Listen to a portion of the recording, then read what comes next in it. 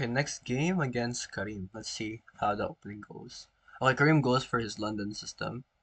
Nice. You're copying him. That's hilarious. Though I see some more attacking potential in your lines. Yeah, that's a nice move. No, it's not a good move. Knight takes, check. This is the rook is hanging. He plays it? Okay. Oh, okay, you just sacrificed the lot of pieces. Okay. Kareem is doing well here. That's a little unnecessary. You trade. You could have went here. This would have been stronger. Castles, then I mean, you're still kind of losing, but at least you're surviving a little. Okay. I think something like rook c8 here. Yeah, this is not good. Um, this is just a common tactical idea. I don't blame you for missing this.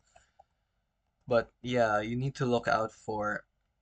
This is a line. This is a something you solve through experience, I believe. You gotta. You had to look out for this. Instead of knight to c6, which is logical, you could have played something like knight b7 d7 instead, cause you just gotta look out for these type of tactics. Knight takes, bishop takes, pawn takes, and bishop takes, and that's a fork. This is a common tactic in the Queen's Gambit lines. It's not. It's. I don't blame you for missing it, to be honest.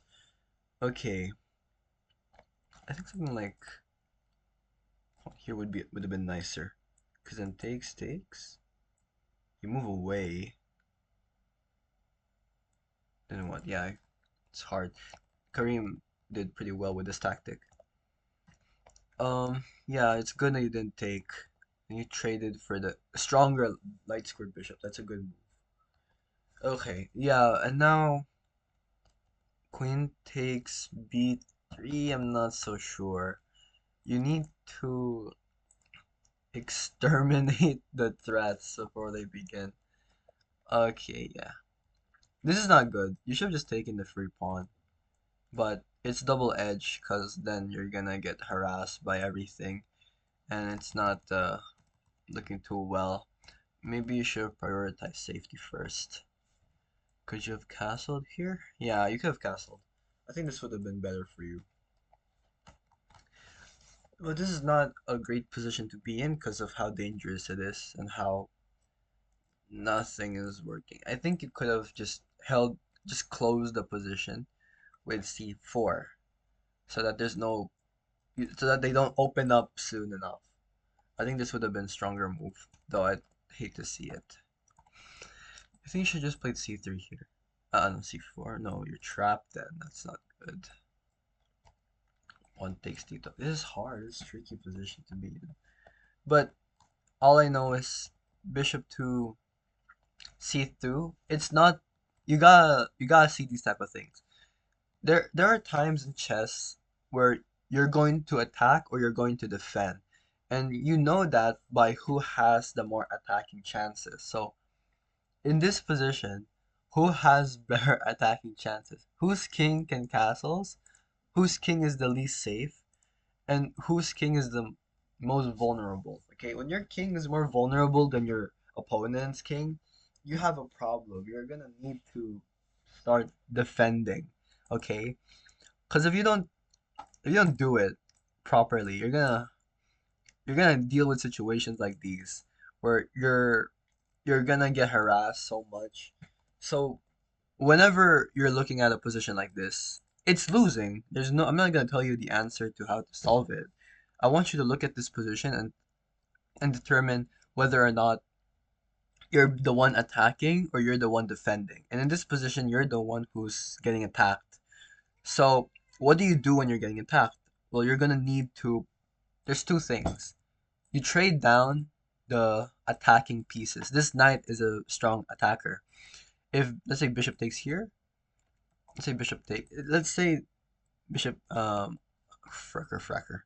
Where was I? You gotta you gotta remove the attackers on your side of the board. A golden way to determine what the attacking pieces are is to see whether or not they're on your side of the board. This part right here, your half of the board is your side. If any of the white pieces are there, they're attacking pieces. Okay. So next time you're in these types of positions where there are pieces on your side of the board, I want you to exterminate them, right?